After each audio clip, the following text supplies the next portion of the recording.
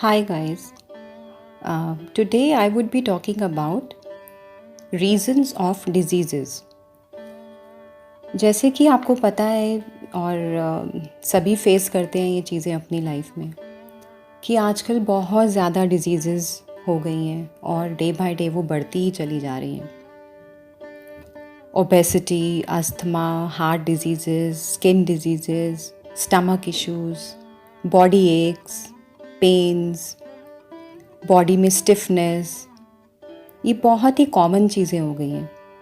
Back एक, बहुत मतलब बॉडी एक्स में तो सब कुछ ही आ जाता है आपके बॉडी में, मतलब पैरों में दर्द है या बैक में है या और बहुत से हेडेक्स होना बहुत कॉमन हो गया है. तो इसका रीज़न क्या है? ये सिर्फ एक फ़िज़िकल रीज़न नहीं है इस चीज़ का. 90% of the diseases are due to stress.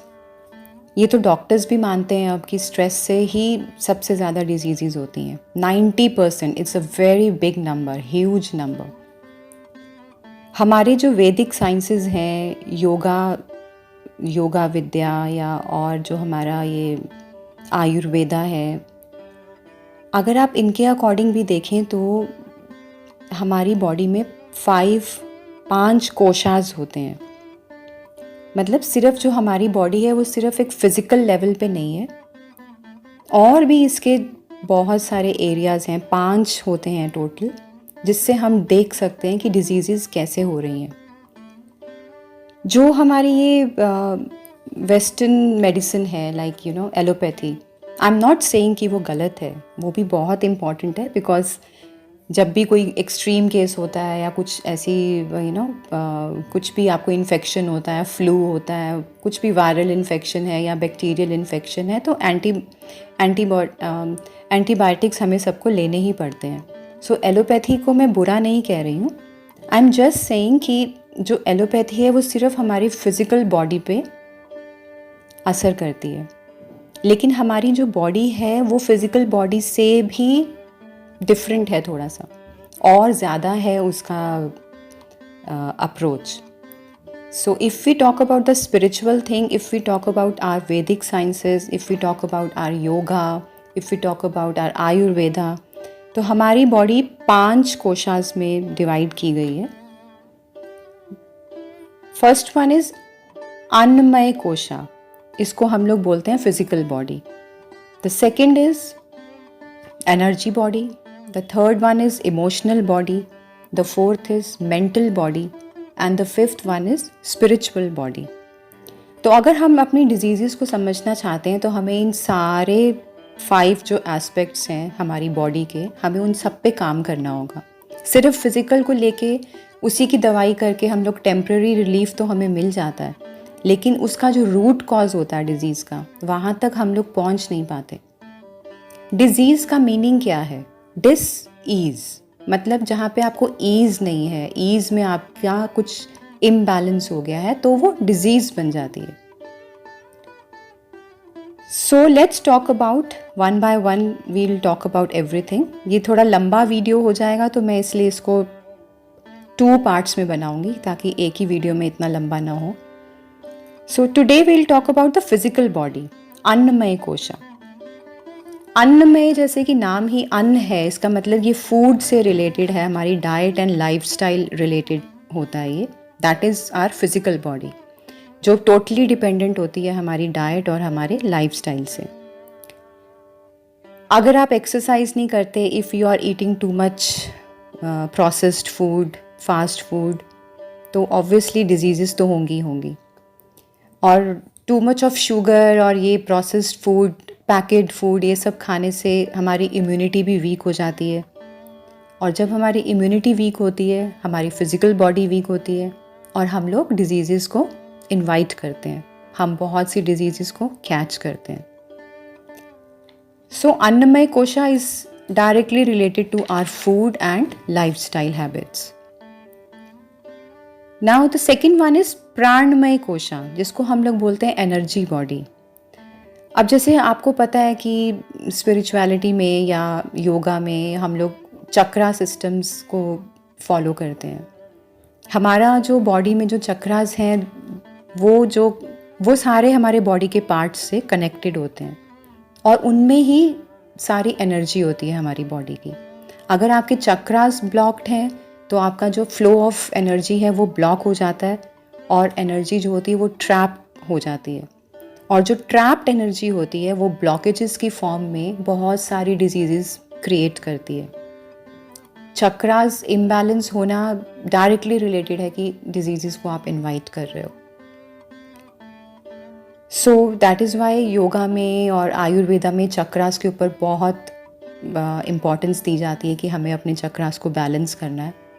वो उसका एक अलग प्रोसेस है पूरा, but it is very important कि हमारा जो एनर्जी सिस्टम है, हमारी बॉडी का जो चक्रा सिस्टम है वो ओपन अप रहे, वो बैलेंस्ड रहे और हमारी एनर्जी अच्छे से फ्लो करती रहे ताकि उसमें कोई ब्लॉकेजेस ना आए, कोई डिजीज़ेस ना आए। Now the third one is मनोमय कोशा, which is very very important. The third is very important. मनो मतलब आपके इमोशंस, आपका मन। 90% जो डिजीज़ेज़ हैं वो हमारे इमोशनल स्ट्रेस पे बेस्ड होती हैं। Emotions play a very very important role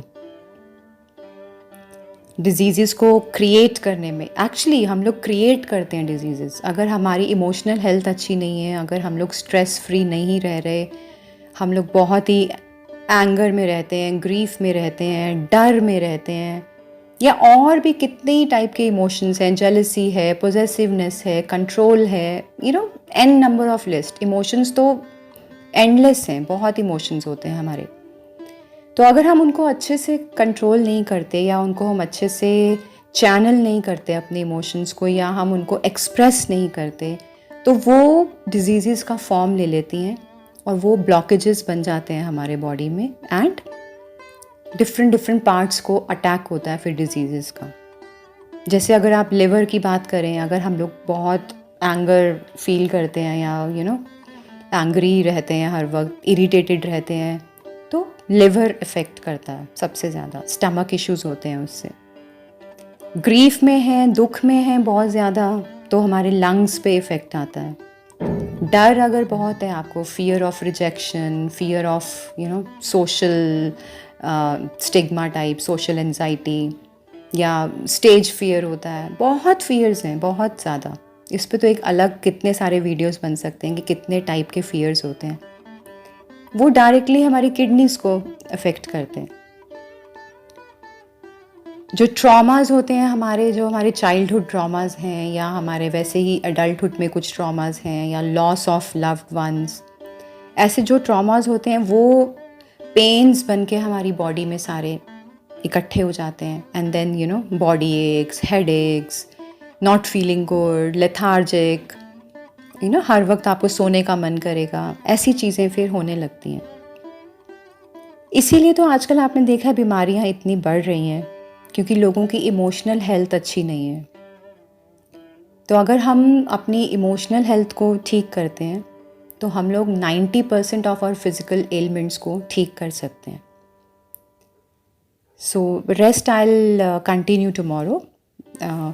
so मैं इतना ही कहना चाहती हूँ कि हमारे को गॉड ने या हमको ऐसे ही बनाया गया था कि हमारे अंदर ही सारी हीलिंग पावर्स हैं, सब हमारे अंदर ही है।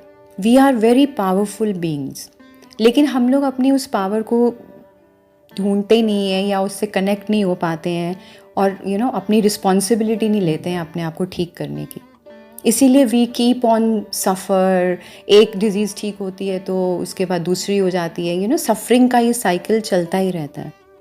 So I would highly suggest and I would highly recommend कि आप लोग अपनी इमोशनल हेल्थ की रिस्पॉन्सिबिलिटी लीजिए, अपने इमोशंस को सॉर्ट आउट कीजिए, अपने इमोशंस पे वर्क कीजिए।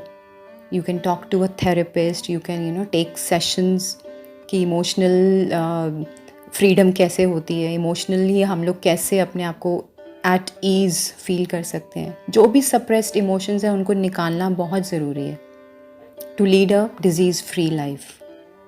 Okay guys, so I will continue tomorrow. Thank you so much. Please like and subscribe my channel. Thanks.